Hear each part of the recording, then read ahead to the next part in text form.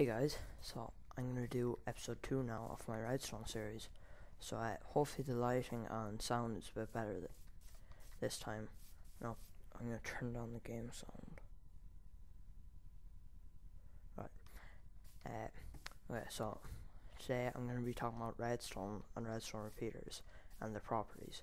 So as you can see here, this redstone torch, as I talked about, is a constant power source. So this is on because the redstone goes directly into it, whereas this doesn't because it goes right by it, and redstone only powers the block in front of it and below it. So this will work fine. This works because when it goes into a block, it will power the block beside that block. So here as well and here. But if you get rid of that block, it won't work, except for this one.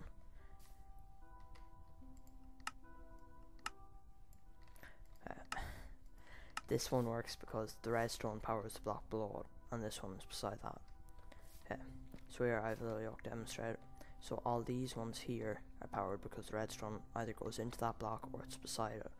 These aren't because it doesn't power the block above it or beside it, whereas this does because it's touching the block under the redstone.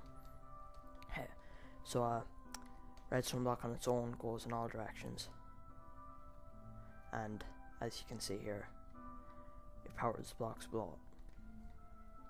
So a redstone block on its own, it goes in all directions, sort of like this would, and that's what the old texture for that was a good few updates ago. So redstone goes 15 blocks before the particles stop, and it won't work after that, so you add a repeater and it keeps going. Now I've said that it powers the block below it, redstone does, whereas a repeater doesn't. It only powers the ones in front.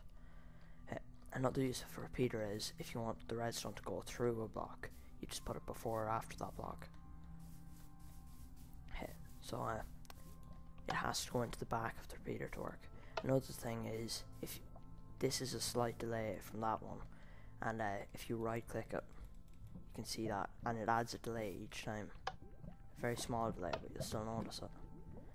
Next, if I have them all set to max delay here, and it's a lot slower. Okay, so using that, I'm going to set today first. So using that, I have this little thing here for an adventure map, and that's just being an asshole.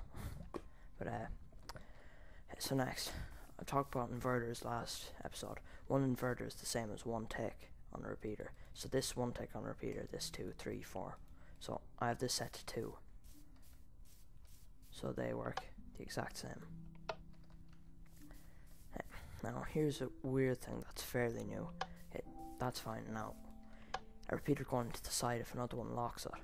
So if I turn this off, now that will stay on.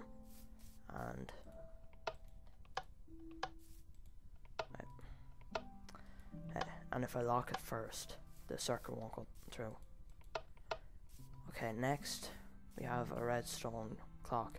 So it's set up with repeaters. It doesn't have to be this amount or anything, but it's a constant circuit. And here's the thing I've done with redstone torches, that powers each other, and it's a good way to have a circuit going directly up. So using the clock and that redstone torch thing, I have this big contraption here. So it's sort of like a conveyor belt.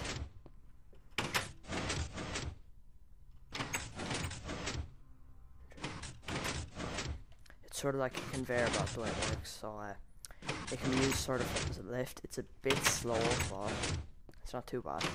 So some pistons are pushing. One piston is pushing these up, another one is pushing these down, and there's one down there pushing it to the side, and one up here pushing it to the side. I would now usually have to use this sort of lift that you had stairs pushing, and it'll bring you up though. But it doesn't work anymore. So, but this is probably the best one. It's really quick, and it's just on with sticky pistons and normal pistons. So you have to stand the exact middle, or that will happen.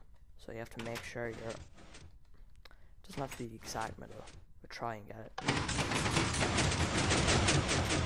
Don't move when it happens either, apparently. But I'm not really sure why it's doing this. I'm gonna get it right. Okay, there. It's really quick, but you just have to get it right. And I might do a video how to do this, but there's a good few out there. It's a lot of circuitry, as you see. Just a few of the tutorials are outdated. Like, I notice now you have to add these in to push up, so these pistons don't just push straight out. So that's it for the episode. Hope you enjoyed. Next episode we're going to talk about logic gates, such as AND gates and stuff like that, and pulse lengtheners and XOR gates. So I've started already over there, but so please leave the video a like if you liked, and don't forget to subscribe. This has been the Packnut 1. Peace.